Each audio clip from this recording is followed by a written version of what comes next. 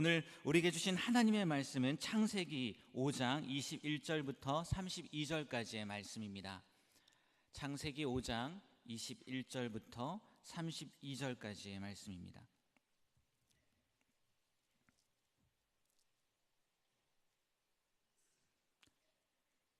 다 찾으셨으면 저와 한 절 한 절 교독하고 마지막 32절은 함께 읽도록 하겠습니다.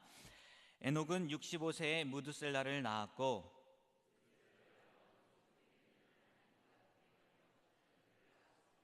그는 365세를 살았더라.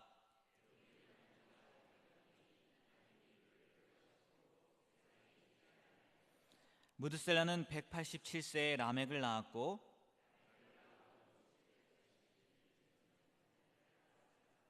그는 969세를 살고 죽었더라. 이름을 노아라 하여 이르되 여호와께서 땅을 저주하심으로 수고롭게 일하는 우리를 이 아들이 안위하리라 하였더라.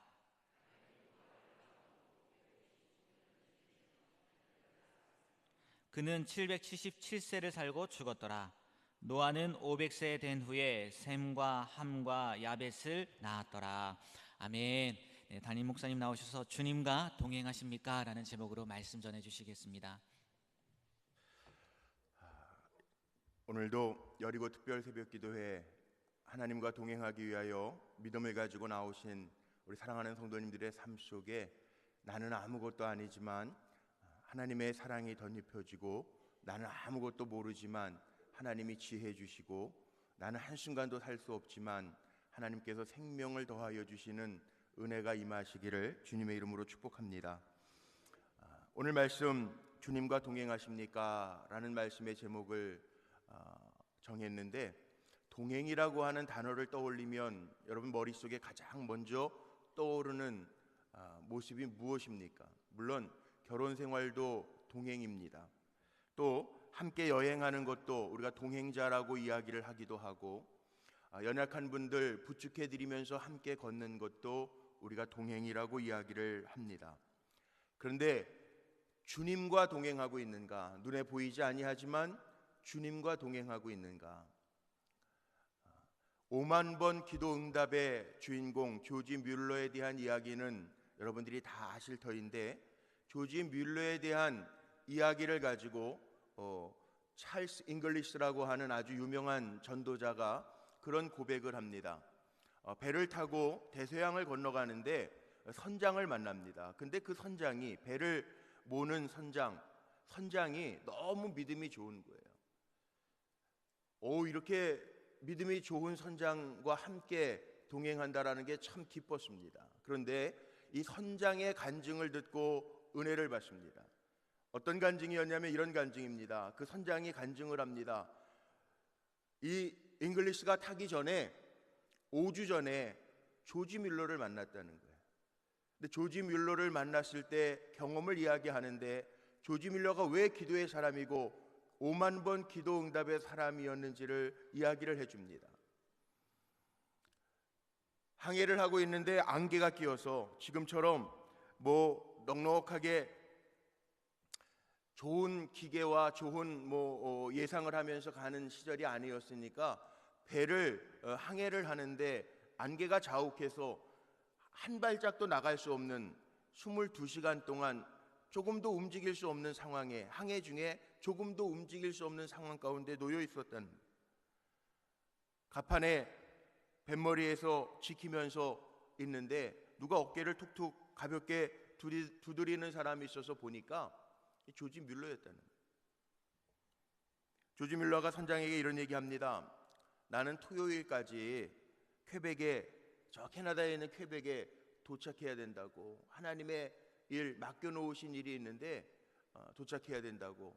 근데 이 선장이 생각할 때에는요, 믿음이 없었던 선장이 생각할 때에는 불가능한 얘기. 지금 수요일인데 토요일까지 캐나다 퀘벡에 어떻게 도착하냐고, 불가능하다고 이야기합니다.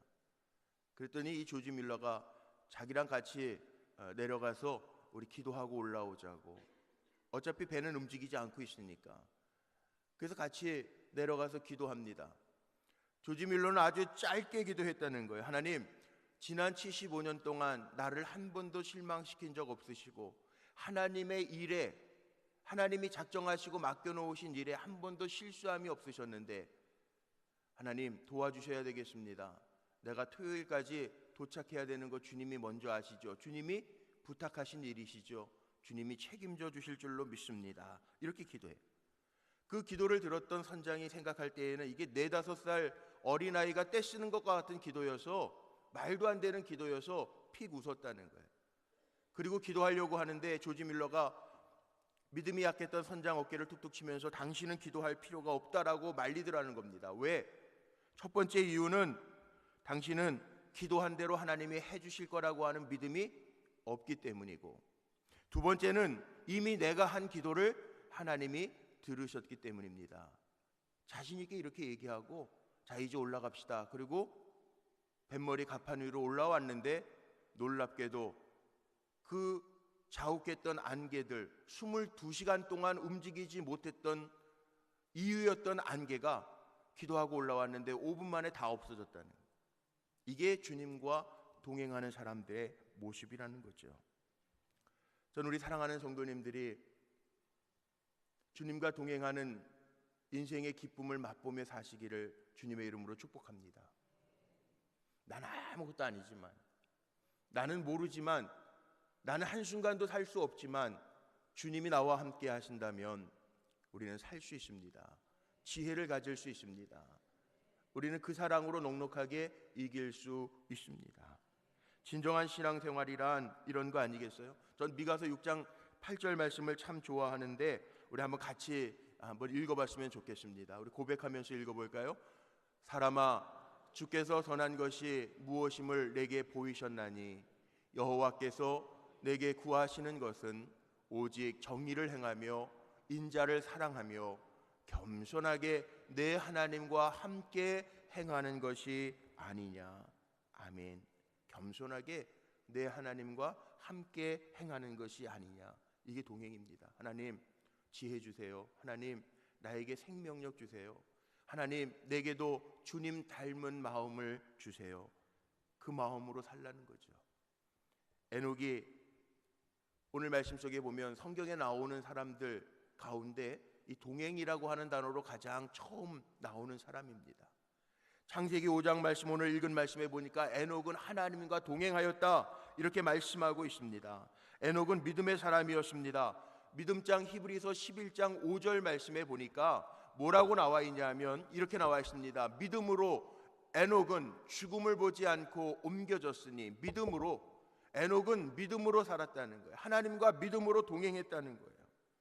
그렇다면 우리가 이렇게 특별한 새벽 기도의 시간을 정하고 나와서 기도할 때에도요, 여러분 기도하실 때 믿음으로 기도해야 역사가 있습니다. 봉사하시는 거 찬양하셔도 믿음으로 찬양해야 하나님의 은혜가 있습니다. 멀뚱멀뚱하게 하는 찬양이 아니라 하나님 맞습니다 고백하면서 한번 찬양해 보세요. 주제곡을 정했는데 모르겠어요. 괜히 눈물이 나요.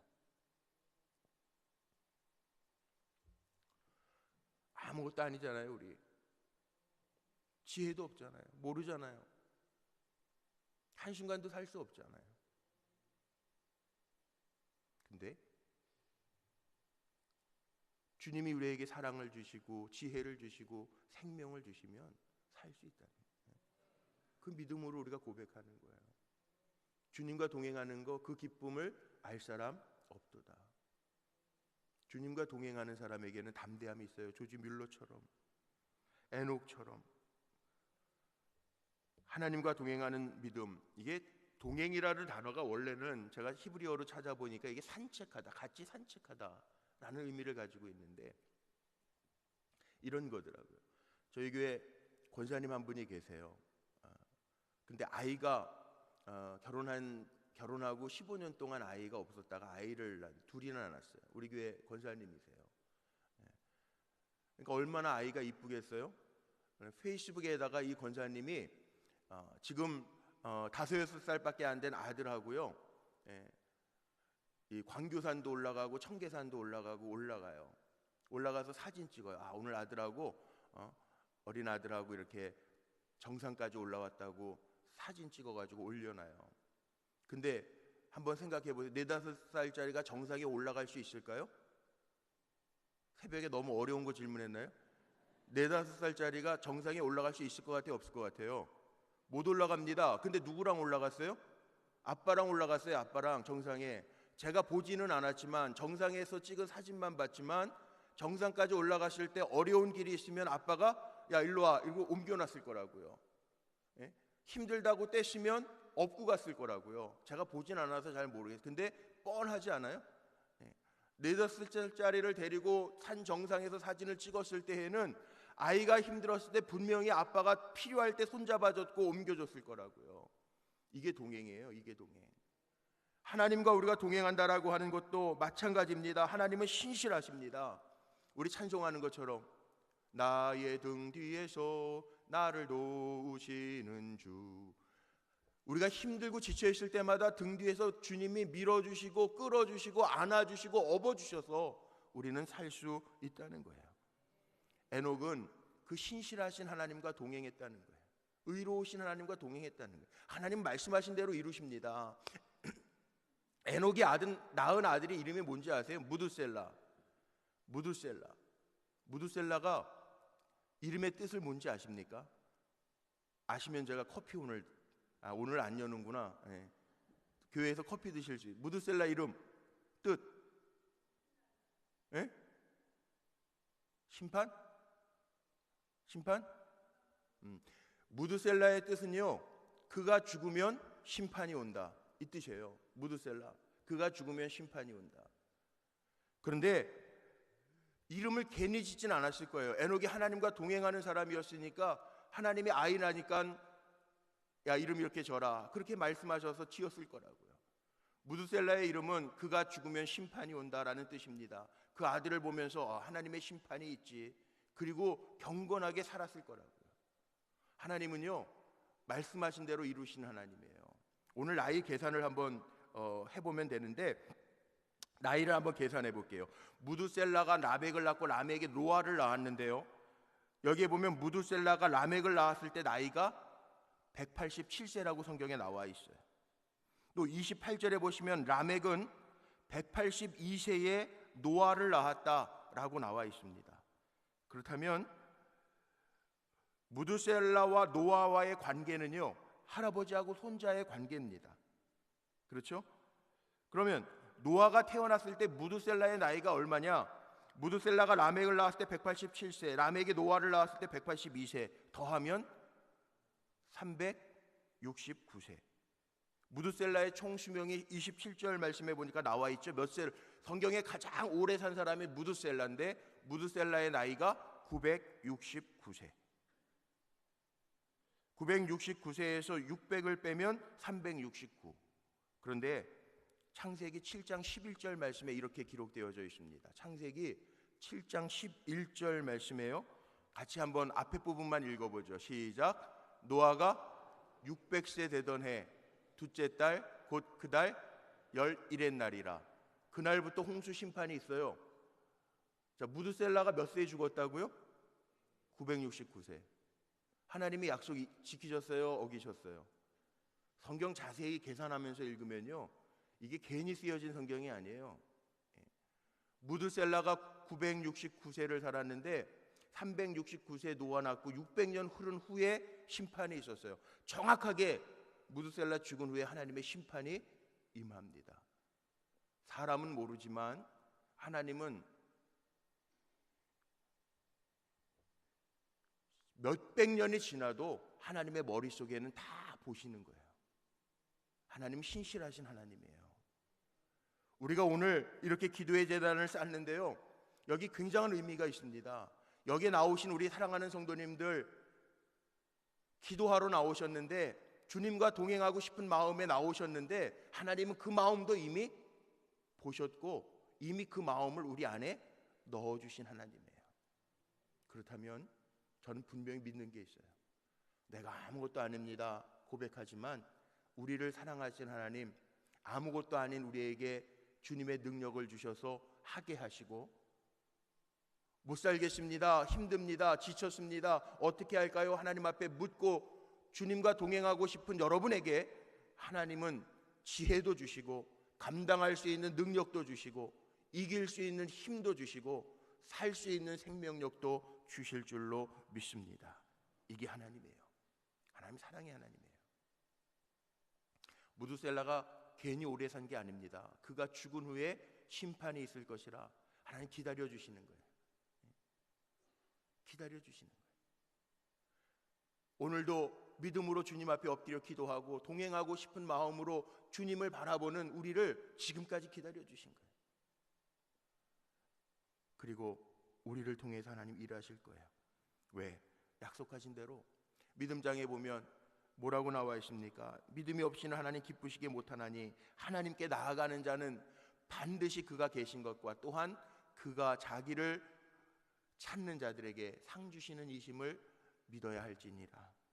하나님과 동행하는 사람에게는 많은 상급이 약속되어져 있는데 위로의 축복이 있고요, 하나님과 동행하는 사람에게는 인도하시는 은혜가 있고요, 하나님과 동행하는 자들에게는 하나님이 책임져 주시는 전적인 역사가 있어요.